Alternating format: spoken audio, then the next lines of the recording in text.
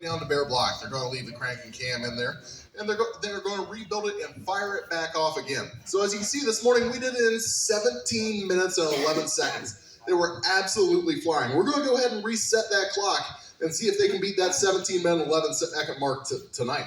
Now, this is the first time that this team has done it together in this configuration. So, you know what? I've got faith in them. Let's see how they do. Students, you think you're ready? Yeah. Well, we need a little energy from the crowd, right? Crowd, are you ready? Yeah. Well, we're going to need a little help from the crowd, too. We're going to need to count these students down before we make a lot of noise here in the UNOH Motorsports team shop. So, can we start with 3 for Dale? Students, you good with that? Yep. All right, well, that would be 3, 2, 1. Fire that engine. Oh, yeah, making a lot of noise. You can see them get to work right away. They've got teamwork going. Made a lot of noise because we've got a big old solid roller camshaft in this motor. It's a 350 shaft. It's got a decent set of aluminum profiler heads on there. Nice 750 double pumper up top from Willys. That thing's probably making around 450, 500 horsepower.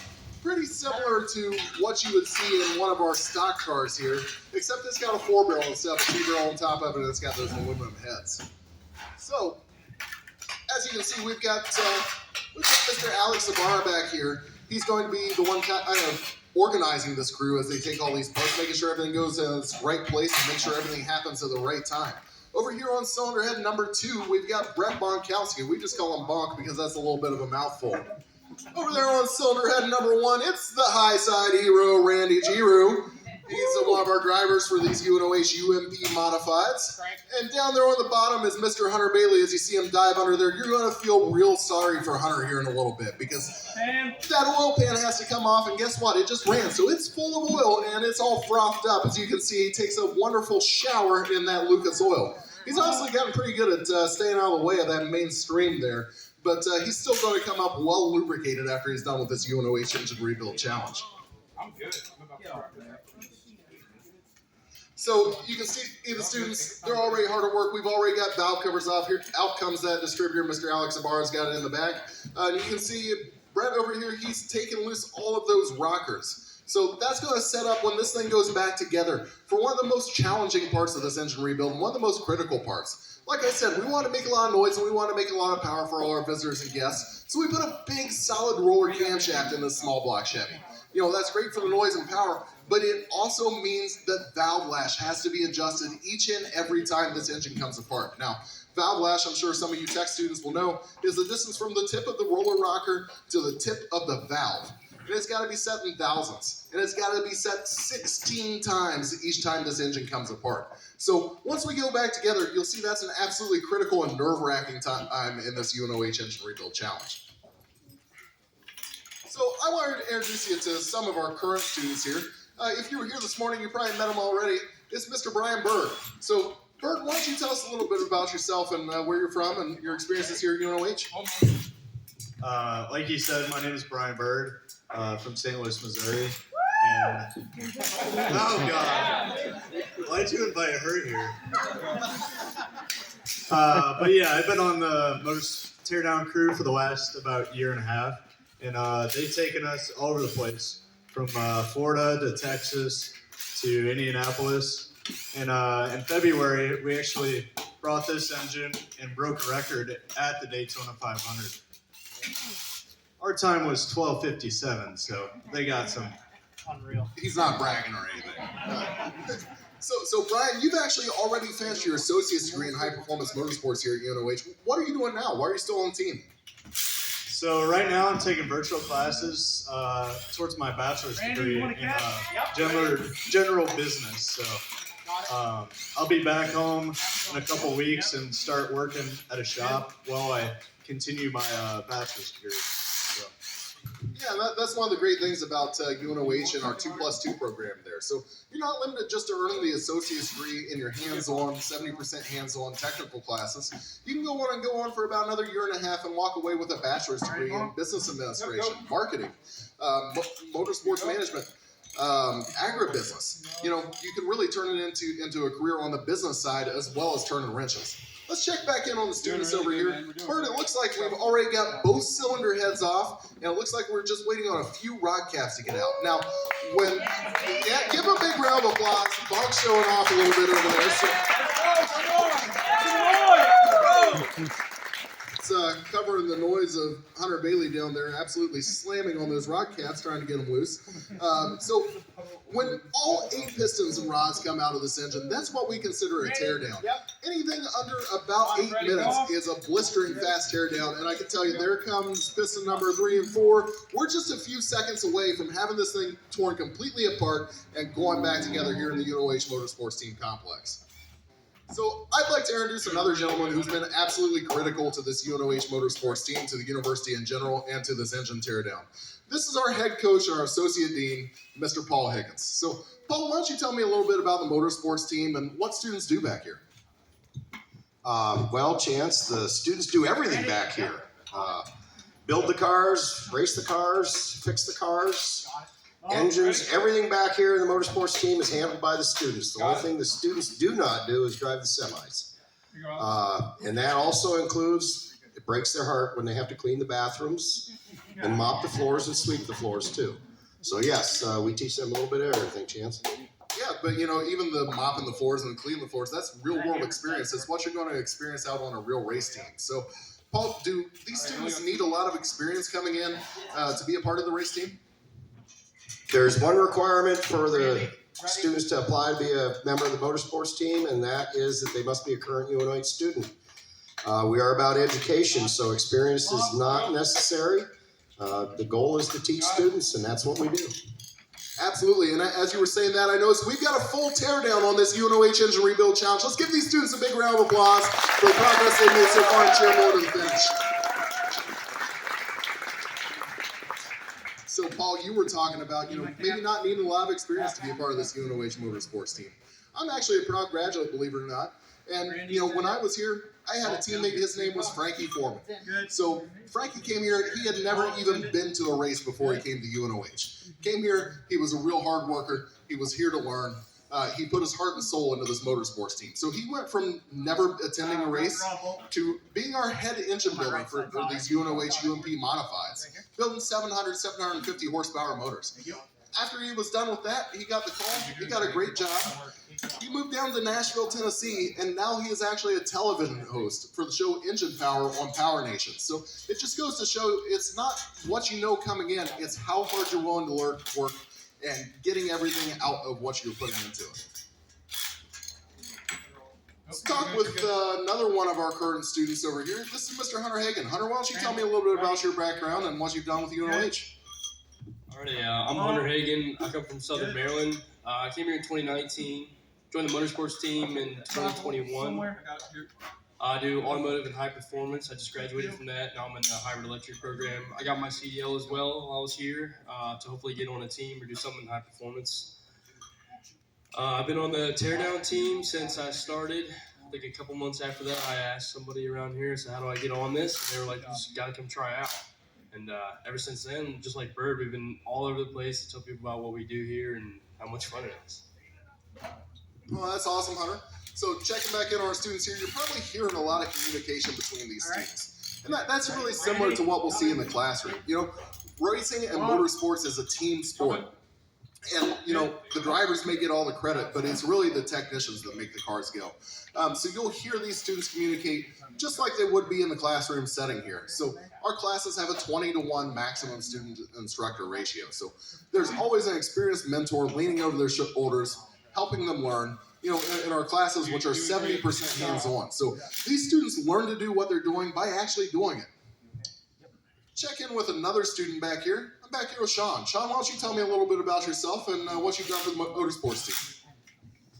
Yes, I'm Sean Verweiss. I've been a driver here for the motorsports team. I've driven all 3 years I've been here on the team, and I'm also the morning manager here on the motorsports team.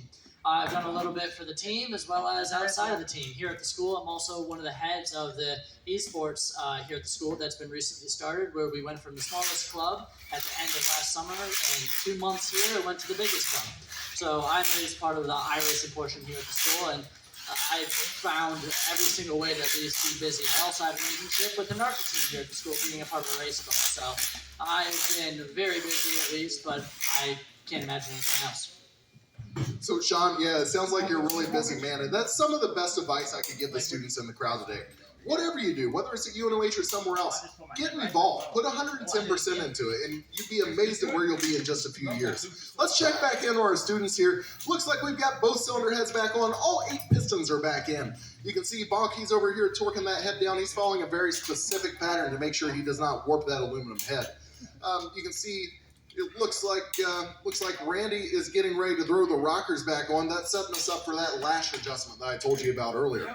And it looks like Hunter, he is down there using all his force to make sure that engine's turned over and make sure that all 8 of those rod caps are torqued. Now, as soon as those rod caps are torqued, you see Alex back here. He's preparing to put that oil pump back in this wet sump motor. So as soon as those rods are torqued, that oil pump's going to get back on, and then you're going to see the fastest oil change you're ever going to see. So Alex will reach over here, he'll grab this oil pan, and he'll hold it up there so Hunter can roll it in. As soon as the first 2 bolts are in, you'll see Alex grab this beautiful jug of Lucas oil back here, and he'll dump it straight into that lifter valve. It'll take less than a second. So, again, going to be the quickest oil change you've ever seen, but Alex just caught himself there. It would have been 2 oil changes if he dumped it in without the oil pan. So. Yeah.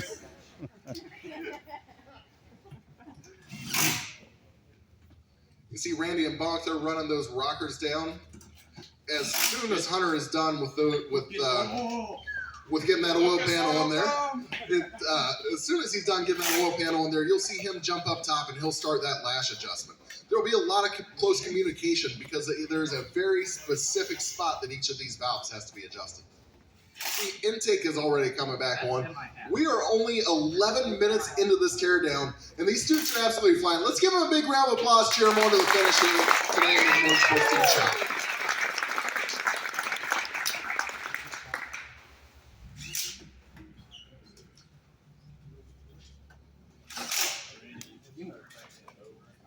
So, Paul, after these students graduate, where might they be employed? Where are some of the students that you trained in the past, where are they working now? Everywhere, Chance. There's not a sanctioned body in motorsports and racing that does not have a UNOH graduate somewhere in their facility. Parts manufacturers, sales, teams, NHRA, NASCAR, IndyCar, ARCA, Xfinity, you name it, we've got graduates on it somewhere or another. Yeah, and you bring up a great point with the sales and the marketing. You know, when I came up here to UNOH, I'm a proud graduate, and I told my family and friends, I said, I'm going to go up here and get a degree in high performance motorsports. And without fail, they all said one thing. Oh, so you're like going to be on a NASCAR pit crew? And I had to explain to them, no.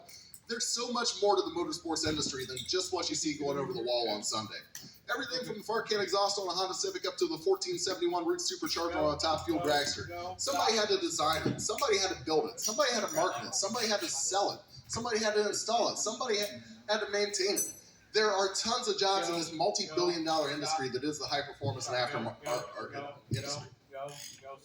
So you can hear the communication between Hunter and Randy there as they turn it over. So, like I mentioned, there's a very specific spot that these valves have to be adjusted in. So when that intake valve is closing, Hunter's going to adjust the exhaust valve. He knows that it's on the base circle of the cam. We're not in overlap, and that his measurement is going to be correct with that feeler gauge. Similarly, when the exhaust valve is opening, he's going to jump over and adjust that intake valve. Now, in just a few minutes, you can see Bonky's back there getting that carburetor all hooked up to the fuel line already. We've got our electric fuel pump down here, ready to deliver some go juice up to that controlled leak on top. Looks like we are almost done with lash. We are done with lash over here on bank number 2. You're going to see the valve cover go back on. You're going to see headers go in place. These students have rehearsed this before, maybe not as this team, but individually. And, they're working like a well-oiled machine here in the Motorsports Team Shop today. Go,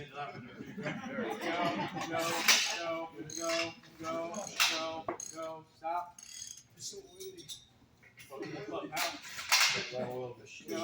Go, stop. Now, as I mentioned, Randy's the driver of our UMP Modified. This is some pretty good cardio training for I'm turning over all 16 of those valve springs on this engine, fighting against the compression as well. You can see we've got the header going back on over here on bank number 2. You know, these students, it's interesting, these students are from all over the country, and one of them's even from outside of the country.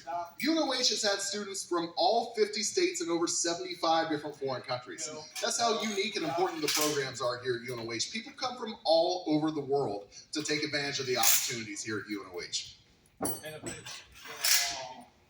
And it looks like lash is complete. We're going to turn over, we're going to stab that distributor. That's what's going to send fire down to our spark plugs there. It also has to go in a very correct position or we'll spit some fire out of the top of this engine.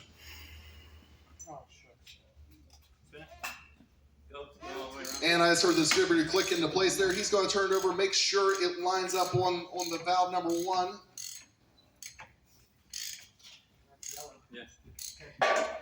And we have confirmation. So now you're going to see an absolute flurry of activity. Here comes that distributor cap. All 8 of those spark plug wires are going to need to go to the correct spot. You're going to see, it looks like the valve cover's coming on over here. You're going to see the valve cover breathers. You're going to see that K&N air cleaner come up top. And then you're going to see the header go on this bank. And we're going to be ready to make some noise here in the Motorsports Team shop. One more time, let's hear it for these UNOH students. Let's cheer them on to the finish. We are just seconds away from making some noise.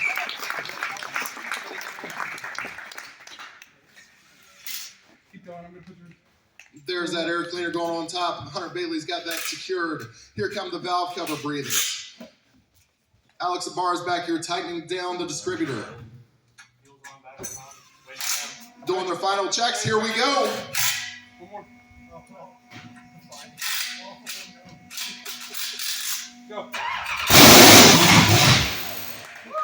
15 minutes and 48 seconds. They absolutely smoked the boarding crew. Let's give a big round of applause for these students.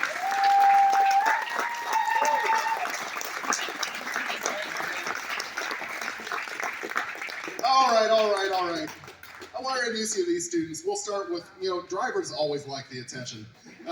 So we'll start with Randy. Randy, why don't you tell me a little bit about yourself, where you're from? Hi, I'm Randy Drew. I'm from Niagara Falls, Ontario, Canada. A long way from home, but I'm loving my experience. Been the time of my life here at UNOH. Been coming here since 2019, September. Been on the motorsports team since October of 2019. Been a driver. Started in the stock car division. Moved up to the UMP Modifieds last year. Won National Rookie of the Year, so that was pretty cool. So you're not just a NASCAR National Rookie of the Year. Didn't you win something else last year and put like $80,000 in your pocket? So the last 2 years in a row, the U.S. AutoTech National Championship has been held once in Nashville, Tennessee, and once in Tampa, Florida. And I ended up making it to the finals for both competitions for $40,000 to win each, and I took top spot on both. So you're NASCAR National Rookie of the Year. You're back-to-back U.S. AutoTech National Champion. Give it up for Randy Giroux. Like I mentioned, we don't use his full name, but Mr. Brett Bonkowski. Oh, yeah. How we doing, gents? I'm doing great. You're the one that did the teardown. You tell me how you're doing. Oh my God, I'm so happy. We did this earlier today. We did 17:11, which we shaved 2.5 minutes off our time yesterday that we were practicing, and we just obviously shaved off another minute and a half too. I'm ecstatic. I'm so happy for my team. This is just pure bliss. I'm so happy right now. This is awesome.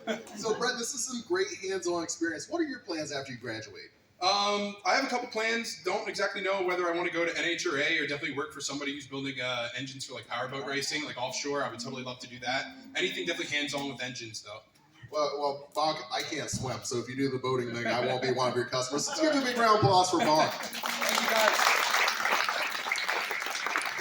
Mr. Alex Ibarra. So if you saw this morning, not everybody goes to college right out of high school, and that's okay. So Alex, you want to tell the crowd what you did before you came here to UNOH?